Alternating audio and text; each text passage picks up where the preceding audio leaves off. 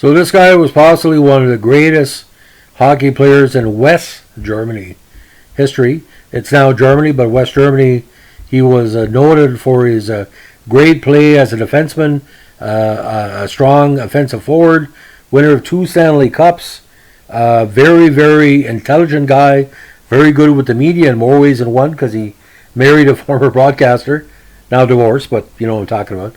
He was very, very active in promoting German hockey. Now, we're going to talk today about the great and legendary and sky-high, one of the biggest defensemen in NHL history, Uwe Krupp. Now, did he say he's 6'6", 235 pounds? I think it was more like 250. He's widely considered, again, one of the greatest German players of all time, and pretty well close to being the best. He was the first German-born player to win the Stanley Cup, and the second German-born professional to play in the NHL All-Star game after Walt Kachuk. Now, following Kachuk, Krupp was only the second German-born player to have a lasting career in the NHL, although unlike Kachuk, Krupp spent his formative years in Germany and arrived in North America as a young but experienced professional. Krupp is currently the head coach of Kölner Haie, and his son Bjorn is also a professional ice hockey player. Now, he first came to major prominence in the German Elite League with Kölner Haie between 83 and 86. Now, with the Eastern Bloc opening up, the Buffalo Sabres took a chance on him. Even though he wasn't purely Eastern European, it was hard to recruit or take a chance on European hockey players at the time. But Buffalo took a header, and boys, they hit the lottery on this, ladies and gentlemen. Now, being only one of the only natives Cologne to play for Kölner in the Dutch Premier League, Krupp was spotted by Scotty Bowman, the coach and GM of the Sabres, who recruited him and chose him as the 214 pick overall in the 83 NHL entry draft. Now, after Kölner won the German championship in 86, the team released Krupp to allow him to play in the NHL. He made his NHL debut against the Canadiens, but spent the latter part of the season with the Rochester Americans of the AHL, where he was a member of the Americans team that won the Calder Cup. Now, Krupp scored an overtime goal in Buffalo's final game of the 1989-90 season against the Penguins that eliminated the Pens from playoff contention and basically maybe cost the Lemieux Cup that year. Now, Krupp steadily improved as a mobile puck-moving defenseman, increasing his point totals each year with the Sabres. In the 91 campaign, he participated in the NHL All-Star Game. Again, it's the second German to do so after Walt Kachuk. On October 25th, 91, the Sabres kind of gave up on him a little bit. They traded Krupp and Pierre Turgeon to New York Islanders for Pat LaFontaine and Randy Wood. Now, Krupp quickly settled with the Islanders, finishing second in scoring amongst defensemen behind Brian Curvers with 35 points in 59 games. Now, Krupp spent the next 2 seasons as one of the Islanders' top defenders, helping the team eliminate the defending Stanley Cup champions Pittsburgh again in 93, and helped reach the conference finals against the heavily favored Montreal Canadiens, which the Islanders lost in 5 games. Now, on June 28, 94, the Islanders traded Krupp along with first-round selection in the 94 entry draft, Wade Belak, to the Nordiques for Ron Sutter and the first overall draft selection, which eventually turned out to be Brett Lindros. Kind of ironic because Eric refused to play with the Nordiques. Now, Krupp recorded 6 goals and 23 points for the Nordiques in the lockout-shortened 94-95 season, and remained with the team after he relocated to Denver to become the Avalanche. In the 96 season, Krupp was injured in the very first game in Colorado history, tearing the ACL, MCL, and lateral meniscus in his left knee. He returned for the final games of the regular season and playoffs, and eventually scored 16 points in 22 playoff contests. Now, Krupp scored a winning goal of the 96 Stanley Cup Finals in the third overtime period of the fourth game, becoming the first German trained player to win the Stanley Cup. And he also later earned another Stanley Cup in 2002 after reuniting with Bowman as a member of the Detroit Red Wings. In his NHL career, Krupp played 729 games for the Sabres, Islanders, Quebec, Colorado, Detroit, and Atlanta Thrashers before retirement in 2003. Now, on the 23rd November 2009, before a game between the Colorado Avalanche and the Flyers, Krupp was named a member of the Avalanche Alumni Association. Now, on January 7, 2017, the IAAHF Historical Committee announced Krupp would be inducted into IAHF Hall of Fame as part of the class of 2017. The selection committee stated, "It's difficult enough making impact at the top levels of hockey, but it's doubly so for players outside the Big Six, because their chances of crafting an impressive resume through medals is greatly diminished. So yet it's easy to name Uwe Krupp as the finest hockey player Germany has ever produced. A defenseman of imposing size, he is nevertheless a fluid skater who brought the puck out of his zone with consistency."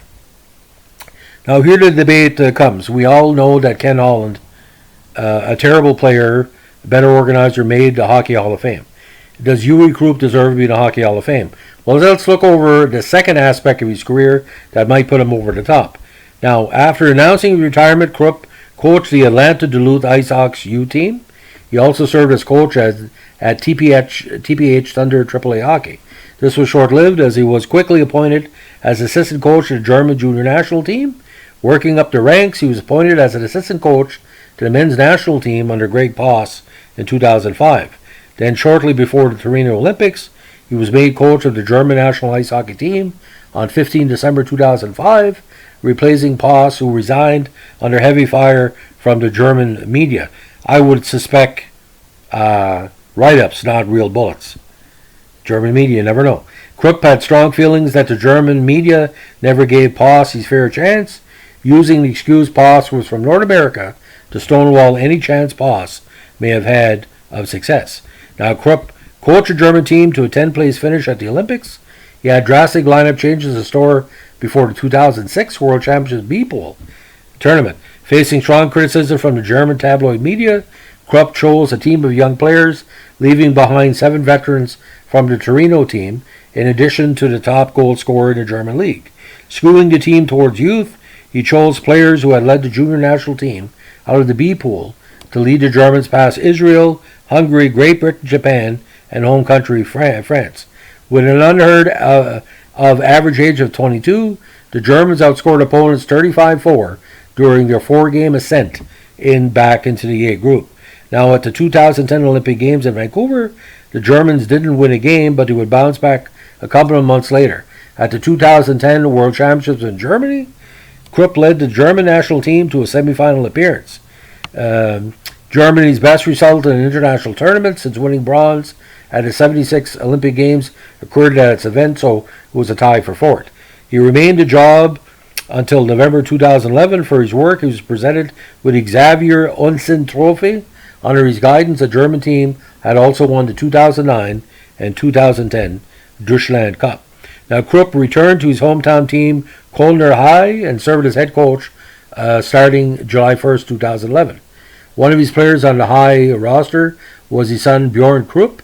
Krupp was named Best DL Coach of the 2003 season and inked a contract extension until 2017 and October 2013. Under his guidance, the team went to back-to-back DLL finals in 2013 and 14. And on 10th October 2014, in a quick shake-up of the squad, his assistants Brian McCutcheon and Ron Pasco, as well as GM Lance Nethery, were sacked.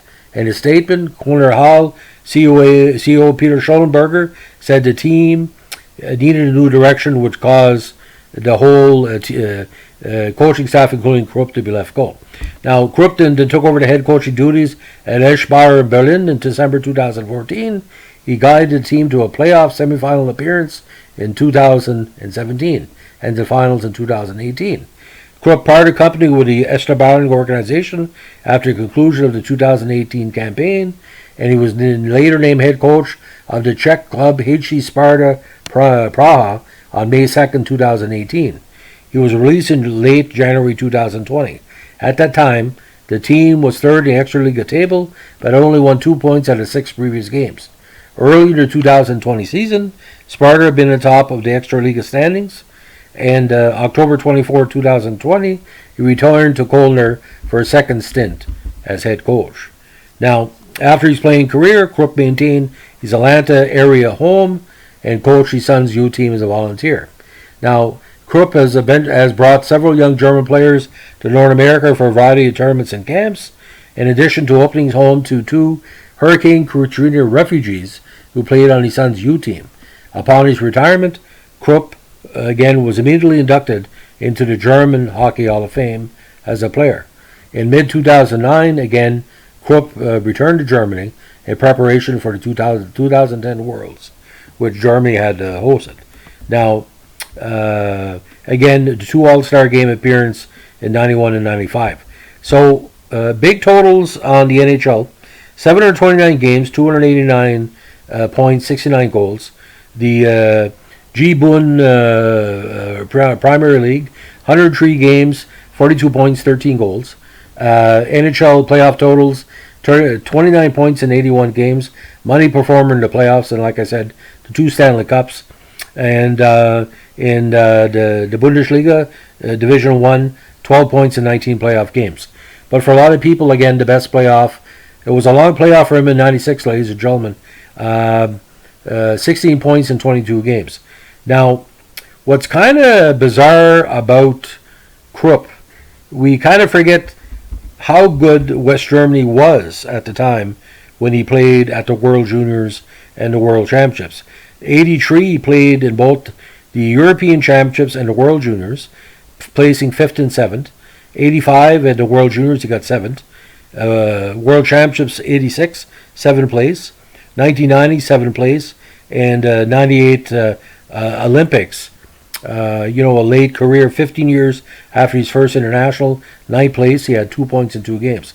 So junior and senior totals at the Worlds and Europeans, 26 games, 5 goals, 8 assists for 13 points.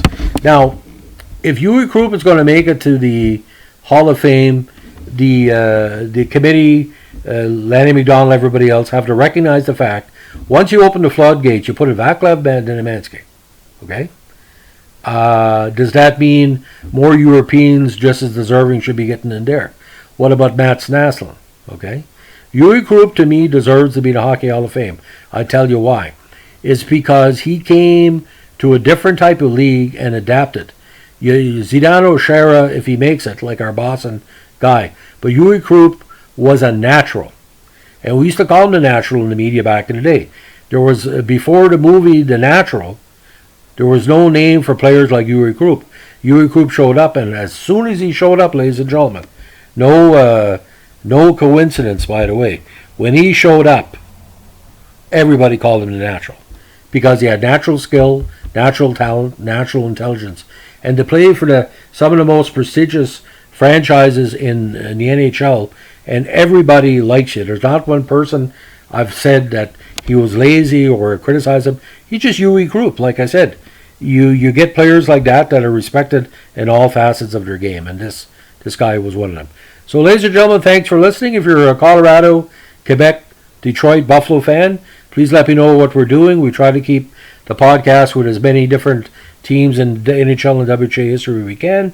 And if Uwe Krupp has any friends in Germany listen to this podcast, pass it around, because I don't know of anybody, because this came from our follower Travis Cook. I don't know if any members of the media know as much about Uwe Krupp that I do, because I've always followed his career, and I said to myself, if you ever convince him to move to the States, can you imagine if U.S. would have Uwe Krupp on their defense? That's a lost international medal someplace. Anyway, someone should have offered him, citizenship. I would have done that. We offered it to Peter Nedved, so, in Canada. Anyway, thanks for listening. Bye.